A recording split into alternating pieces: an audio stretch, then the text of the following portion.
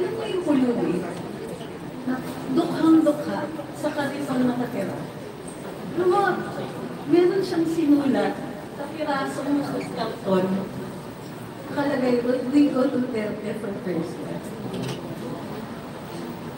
Nakapag ako noon. Siya yung pag-asa ng dukhang-dukha ko. Yes! Nagbagong buhay natin, 2016. Yes! Umakas ang antas na ina-expect natin sa gobyerno natin. Pero hindi ko nakalimutan yung tuloy. Binalik-balikan ako, umakas din mo. Hindi na siya po nakatira sa kariton. Ganun yung naging 6 na taon natin sa Duterte administration.